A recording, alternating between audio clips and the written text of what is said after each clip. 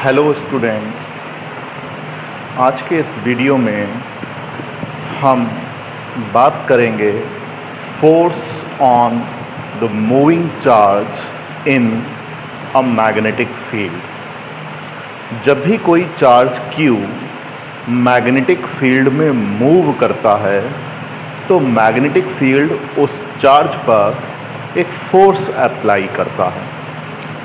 इससे पहले जब हमने इलेक्ट्रोस्टैटिक्स यूनिट पढ़ी थी तो उसमें देखा था कि इलेक्ट्रिक फील्ड स्टैटिक चार्ज पर भी फोर्स लगाता था, F = QE। हमने पढ़ रखा था कि अगर कोई Q charge E electric field में रखा होता था, रुका हुआ होता था, तो उस पर इलेक्ट्रिक फील्ड फोर्स लगाता था QE, और फोर्स की जो डायरेक्शन हुआ करती थी वो इलेक्ट्रिक फील्ड के ही अलोंग हुआ करती थी अगर चार्ज पॉजिटिव होता था, और अगर चार्ज नेगेटिव होता था तो उस फोर्स की डायरेक्शन इलेक्ट्रिक फील्ड की डायरेक्शन के अपोजिट हुआ करती थी। अब अगर कोई चार्ज मैग्नेटिक फील्ड में रखा हुआ है, मैग्नेटिक फील्ड में स्टैटिक पोजीशन में रखा हुआ है, रुका हुआ है, तो मैग्नेटिक फील्ड ऐसे चार्ज पर कोई भी फोर्स अप्लाई नहीं करता है। मैग्नेटिक फील्ड केवल मूविंग चार्ज पर ही फोर्स अप्लाई करता है, और साथ ही साथ इस बात पर भी डिपेंड करता है ये फोर्स कि चार्ज मैग्नेटिक फील्ड के रिस्पेक्ट में किस डायरेक्शन में मूव कर रहा है। अगर चार्ज मैग्नेटिक फील्ड की डायरेक्शन में ही मूव कर रहा है या उस डायरेक्शन के अपोजिट डायरेक्शन में मूव कर रहा है तो भी मैग्नेटिक फील्ड मूविंग चार्ज पर कोई फोर्स नहीं लगाता।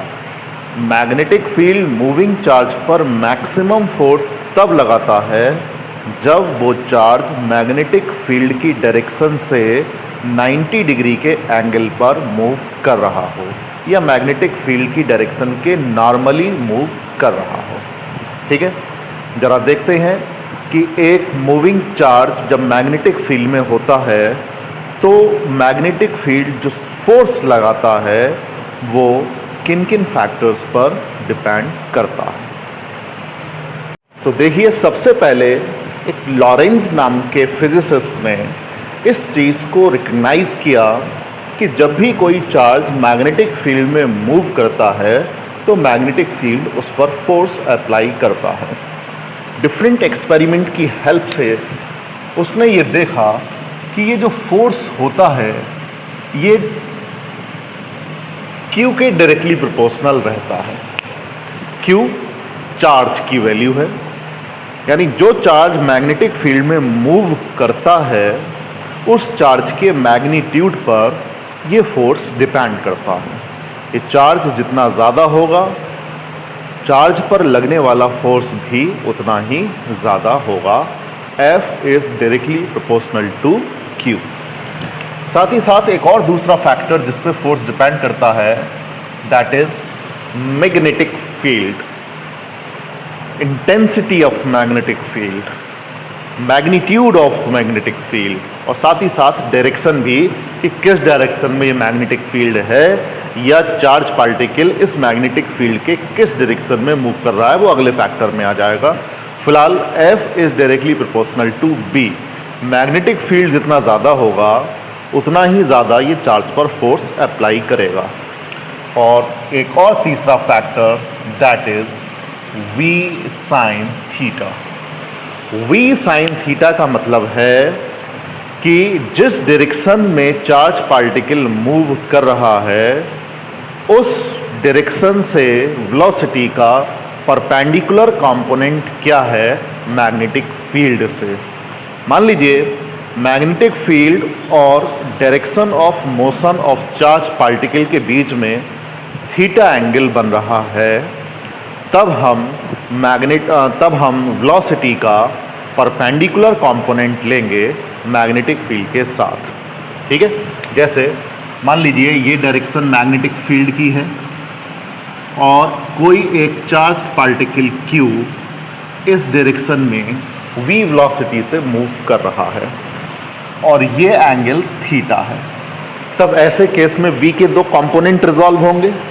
एक कंपोनेंट होगा along the direction of magnetic field, that is v cos theta, और एक कंपोनेंट होगा along the perpendicular direction of the magnetic field, that is v sin theta.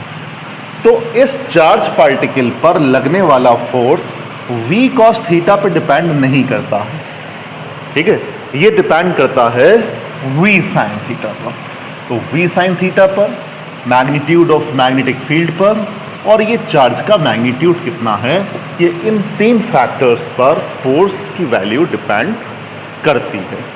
अगर हम इन तीनों फैक्टर्स को कंबाइन कर लें तो एक रिलेशन हमें मिलेगा, that is F is directly proportional to Q V V sine theta, और डायरेक्टली प्रोपोर्शनल का साइन हटाएंगे, कांस्टेंट आएगा Q V V sine theta के। यहाँ पर एक कांस्टेंट है। अगर मैग्नेटिक फील्ड की यूनिट को SI में रखा जाए, SI यूनिट में रखा जाए मैग्नेटिक फील्ड की यूनिट को, तब K की वैल्यू 1 आती है, ठीक है ना। तो K की वैल्यू 1, तब F इज इक्वल टू हो जाता है Q V V sine theta. ये मैग्नीट्यूड है, और अगर इसको वेक्टर फॉर्म में लिखा जाए, विद डायरेक्शन लिखा जाए, तब इसको लिखते हैं F is equal to Q V cross V. देखिए, जो फोर्स की डायरेक्शन है वो वेक्टर v, वेलोसिटी वेक्टर, और मैग्नेटिक फील्ड वेक्टर, इन दोनों के क्रॉस प्रोडक्ट की डायरेक्शन के अलोंग है। और हम जानते हैं कि क्रॉस प्रोडक्ट की जो डायरेक्शन होती है वो उस प्लेन के परपेंडिकुलर होती है जिस प्लेन में दोनों वेक्टर्स रखे गए हैं। तो अगर वेक्टर v और वेक्टर b xy प्लेन में है, तो इस फोर्स की डायरेक्शन इस xy प्लेन के परपेंडिकुलर डायरेक्शन में होगी, या तो प्लस z डायरेक्शन में होगी या माइनस z डायरेक्शन में होगी। और प्लस z या माइनस z हमें इससे पता चल जाएगा, ठीक है। फॉर एग्जांपल, अगर b कैप जो वेक्टर v है, ये मान लीजिए x axis positive direction of x axis के अलॉन्ग है, positive direction of x axis के अलॉन्ग हम unit vector i cap consider करते हैं। मान लीजिए magnetic field positive direction of y axis के अलॉन्ग है, तो I क्रॉस J, ठीक है, and I cross J is equal to K cross होता है। हम 11th स्टैंडर्ड में क्रॉस प्रोडक्ट में पढ़ चुके हैं। तो ऐसे केस में जो फोर्स की डायरेक्शन होगी वो positive direction of Z axis के अलॉन्ग होगी, ठीक है। तो अगर हमें वेलोसिटी वेक्टर और मैग्नेटिक फील्ड वेक्टर IJK की फॉर्म में गिवन है, तो हम फोर्स की डायरेक्शन निकाल सकते हैं। या एक और तरीका है फोर्स की डायरेक्शन को निकालने का, हम 10th स्टैंडर्ड में भी उसको पढ़ चुके हैं, और एक बार हम यहाँ फिर पढ़ते हैं, that is Fleming's left hand rule. जरा इस रूल को आप ध्यान से समझ लीजिए। इसके अलावा मैं आपको एक और रूल बताऊंगा, काफ़ी आसान रूल है जो सबसे पहले हम समझ लेते हैं, फ्लेमिंग्स लेफ्ट हैंड रूल। देखिए, फ्लेमिंग लेफ्ट हैंड रूल ये कहता है कि जो हमारा लेफ्ट हैंड है, इस लेफ्ट हैंड की हमें ये शुरू की 3 फिंगर्स यूज करनी है। इन 3 फिंगर्स के नाम हैं, ये थंब है, ये हमारी 4 फिंगर है, और ये मिडिल फिंगर है। तो थंब, 4 फिंगर और मिडिल फिंगर, इन तीनों फिंगर्स को हम एक दूसरे के परपेंडिकुलर रखें। देख लीजिए आप, एक दूसरे के परपेंडिकुलर रखें, ठीक, रख लिया। अब इन तीनों फिंगर्स एक अलग अलग डायरेक्शन को इंडिकेट करते हैं। जिस फिंगर को हमें जिस डायरेक्शन, जिसके लिए इंडिकेट कराना है, वो उसी को ही इंडिकेट करेगी, उसको आप बदलेंगे नहीं। जैसे ये जो 4 फिंगर है, ये वाली थंब के पास वाली फिंगर, इसको हम मैग्नेटिक फील्ड की डायरेक्शन के लिए यूज करेंगे, ठीक। तो जिस डायरेक्शन में मैग्नेटिक फील्ड होगा, ये 4 फिंगर हम उस डायरेक्शन की तरफ कर देंगे। इसके बाद ये जो मिडिल फिंगर है, इस मिडिल फिंगर को हम direction of motion of positive charged particle, ठीक है, नेगेटिव नहीं, पॉजिटिव चार्ज पार्टिकल की डायरेक्शन के अलोंग रखेंगे। फॉर एग्जाम्पल, अगर एक प्रोटॉन है और proton positive direction of x axis move कर रहा है, तो प्रोटॉन पर पॉजिटिव चार्ज होता है, तो हम इस मिडिल फिंगर को पॉजिटिव एक्स एक्सिस के अलोंग रखेंगे, ठीक है। या हमें ईस्ट वेस्ट नॉर्थ साउथ की तरह दिया हुआ है कि एक प्रोटॉन ईस्ट की तरफ मूव कर रहा है, तो हमें ये मिडिल फिंगर ईस्ट की तरफ रखनी है। लेकिन अगर प्रोटॉन की जगह इलेक्ट्रॉन गिवन है कि इलेक्ट्रॉन ईस्ट की तरफ मूव कर रहा है, तो इलेक्ट्रॉन पर नेगेटिव चार्ज होता है, हमें अपनी इस फिंगर को फिर ईस्ट की तरफ नहीं रखना है, फिर उसके अपोजिट डायरेक्शन में इस फिंगर को कर लेना है। जैसे अगर इलेक्ट्रॉन ईस्ट की तरफ दिया गया है, तो हमें इस मिडिल फिंगर को वेस्ट की तरफ रख लेना है, तब हमें फोर्स की डायरेक्शन मिल जाएगी, ठीक है। तो ध्यान रखिए, ये direction of magnetic field, four finger, direction of motion of positive charged particle, अगर ये दोनों फिंगर इन डायरेक्शंस को रिप्रेजेंट कर रही हैं, फोर फिंगर मैग्नेटिक फील्ड को और middle finger direction of motion of positive charge particle को, तो थंब उस चार्ज पार्टिकल पर लगने वाले मैग्नेटिक फोर्स की डायरेक्शन को रिप्रेजेंट करेगा। इलेक्ट्रिक फील्ड में हमने देखा था कि जिस प्लेन में इलेक्ट्रिक फील्ड हुआ करती थी, उसी प्लेन में इलेक्ट्रिक फोर्स लगता था।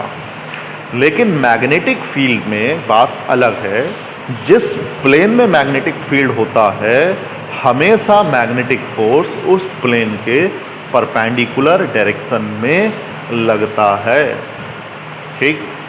आने वाले टॉपिक में हम देखेंगे, जब भी कोई फोर्स एक ऐसी डायरेक्शन के अलोंग लगे जहां मैग्नेटिक फील्ड के प्लेन के परपेंडिकुलर लग रहा है, तब ऐसे केस में मैग्नेटिक फील्ड चार्ज पार्टिकल पर कोई भी वर्क नहीं करता है।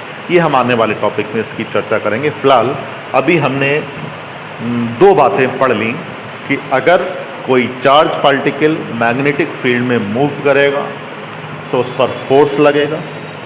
फोर्स तीन फैक्टर्स पे डिपेंड करेगा, चार्ज के मैग्नीट्यूड पर, मैग्नेटिक फील्ड के मैग्नीट्यूड पर, और साथ ही साथ चार्ज जिस डायरेक्शन में मूव कर रहा है उसके परपेंडिकुलर कंपोनेंट पर, ठीक है, मैग्नेटिक फील्ड के परपेंडिकुलर कंपोनेंट पर, ठीक। तो एक फार्मूला हमारे पास आ गया, F is equal to Q B V sine theta, और अगर हमने इसको वेक्टर फॉर्म में लिखा तो F is equal to Q V cross B, ठीक। यहाँ से हम डायरेक्शन भी निकाल सकते हैं, और या डायरेक्शन निकालने के लिए हमने एक आपको दूसरा रूल बताया, that is Fleming's left hand rule. देखिए, कुछ बच्चे फ्लेमिंग्स लेफ्ट हैंड रूल को अच्छे से यूज़ नहीं कर पाते, क्योंकि वो तीनों फिंगर्स को परपेंडिकुलर नहीं रख पाते, और जनरली अपनी कॉपी को मूव कराने की बजाय अपने हाथ को मूव कराते हैं, जिससे वो डायरेक्शन में कंफ्यूज होते हैं। तो एक और बहुत अच्छा रूल है, बिल्कुल इसी के इक्विवेलेंट रूल है, जिस तरह से हमने Fleming left hand rule use किया है, वैसे ही हम अपने राइट हैंड की पाम को, राइट हैंड की पाम इस तरह से फैला लें, ये ऐसे दिखाई दे रहा। देखिए, बिल्कुल इक्विवेलेंट आ जाता है। मैंने आपसे कहा कि four finger direction of magnetic field, ठीक है। तो ये जो चारों फिंगर्स हैं, ये चारों फिंगर किस डायरेक्शन को रिप्रेजेंट करेंगी? डायरेक्शन ऑफ मैग्नेटिक फील्ड, ठीक। Middle finger direction of motion of positive charge particle, तो ये जो थंब है, देखिए, direction of motion of positive charge particle, ठीक। Thumb force on the charge, तो ये थंब तो पाम के परपेंडिकुलर ऊपर की तरफ फोर्स की डायरेक्शन होगी, ठीक। तो अगर आप Fleming left hand rule use नहीं कर सकते हैं, तो आप ये राइट हैंड पाम रूल भी यूज कर सकते हैं।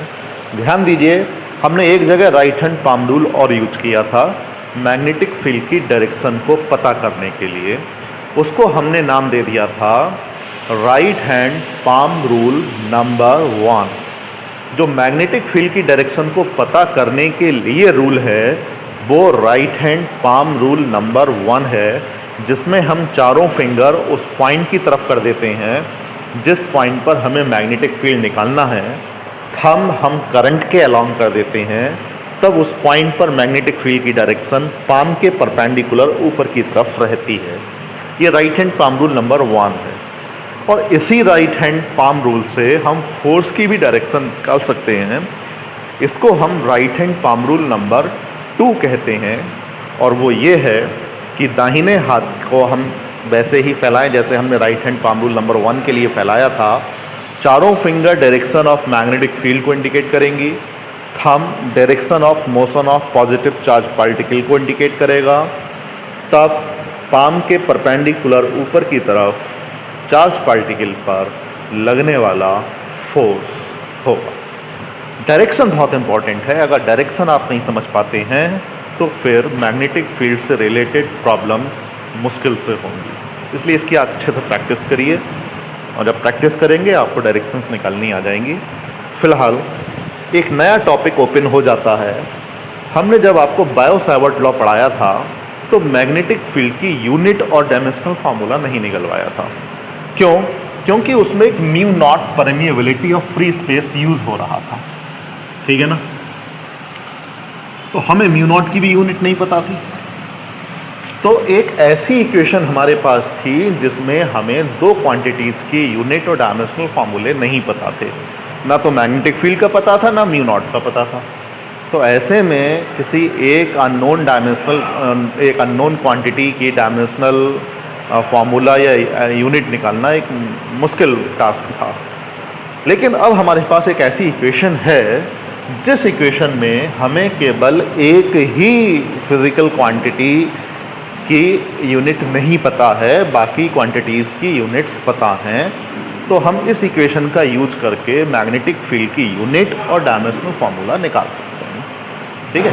तो ज़रा इस इक्वेशन को यूज़ करके हम मैग्नेटिक फील्ड की यूनिट निकाल लेंगे। फिर जब मैग्नेटिक फील्ड की यूनिट हमें मिल जाएगी, फिर इसका यूज हम बायो सावर्ट लॉ में करेंगे और म्यू नॉट की यूनिट और डायमेंशनल फार्मूला निकाल लेंगे। ठीक है? ज़रा देख लेते हैं जल्दी से इसको। F is equal to Q V V sine theta. तो यहाँ से V is equal to F upon Q V sine theta. F की यूनिट न्यूटन, Q की unit coulomb, V sine theta. तो साइन थीटा तो यूनिट लेस है, तो V sine theta अपने आप में वेलोसिटी ही है, that is metre per second. ठीक है? ये जो कूलम होता है Q is equal to IT, it is ampere into second, है ना?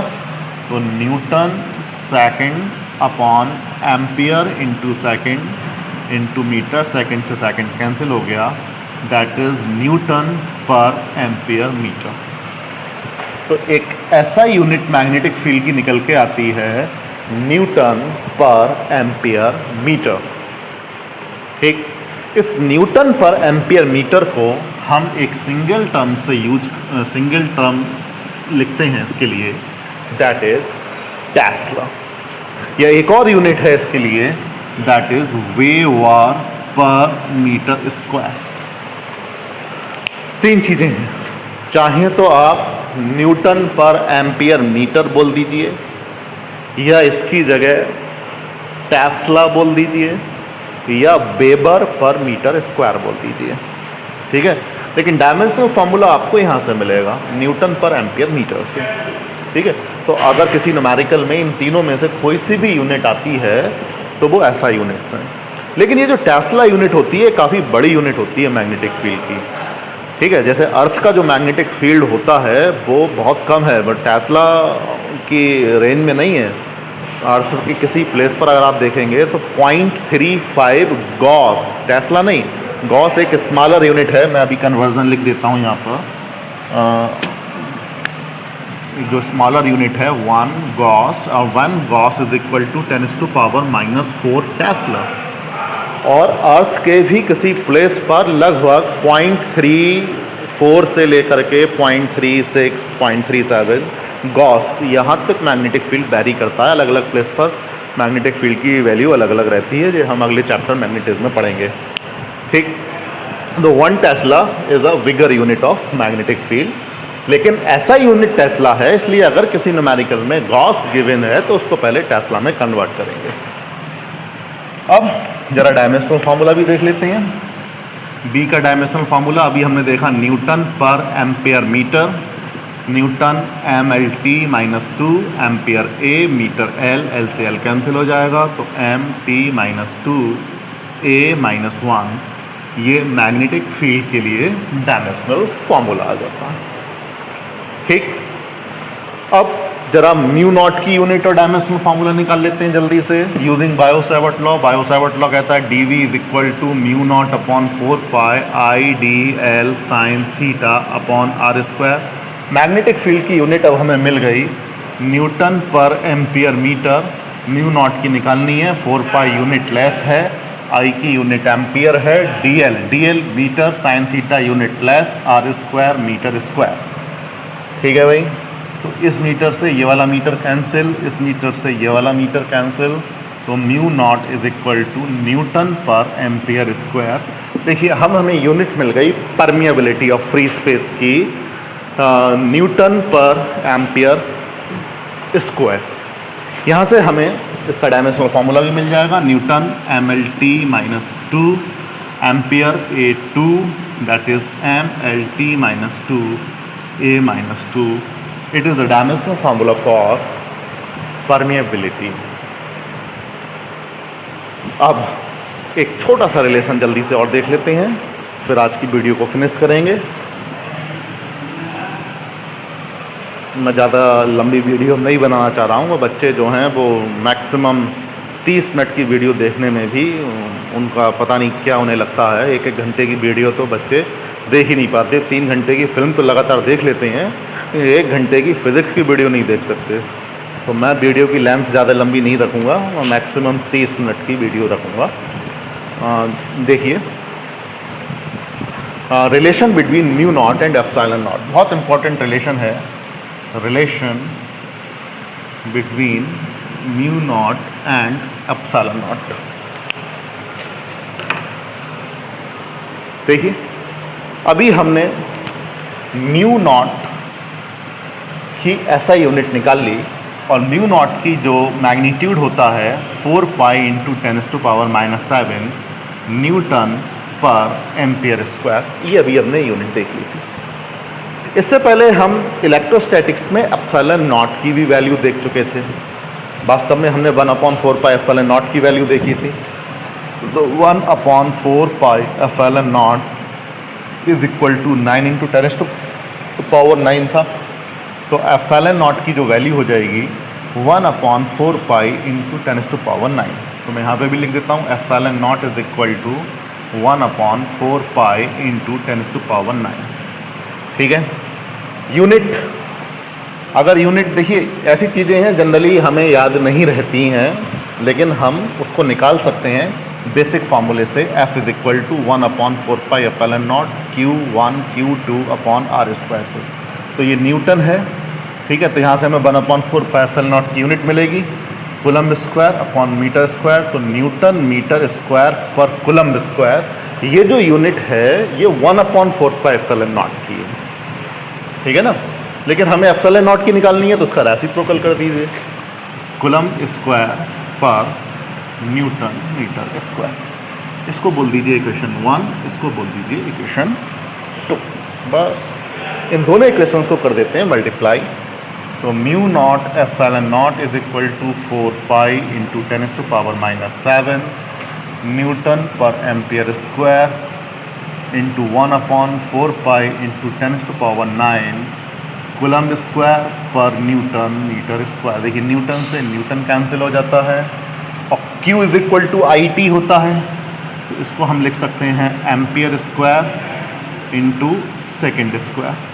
एम्पियर स्क्वायर से एम्पियर स्क्वायर कैंसिल, 4 पाई से 4 पाई कैंसिल, 10⁻⁻7 जब नीचे आएगा तो ये प्लस का हो जाएगा और 9 और 7 10⁻16, तो 1/10⁻, एक चीज़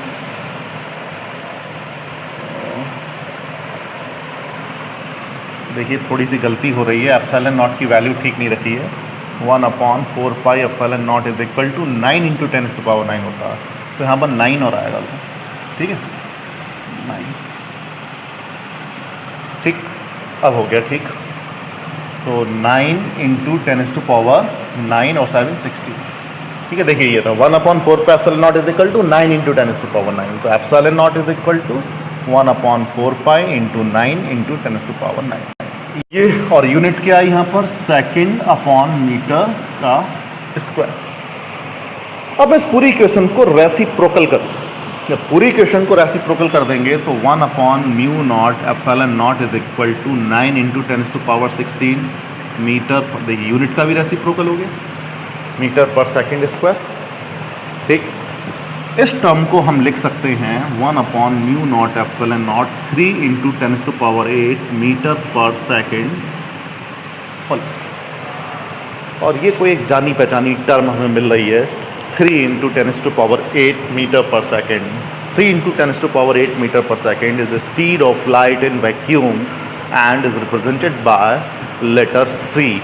सी से इसको रिप्रेजेंट करते हैं और सी पर स्क्वायर लगा हुआ है, तब ये बन जाता है 1/μ0 epsilon not is equal to C square, और C is equal to 1/√μ0 epsilon not. Very important relation between permeability and permittivity, ठीक। आज की वीडियो में इतना ही, थैंक यू।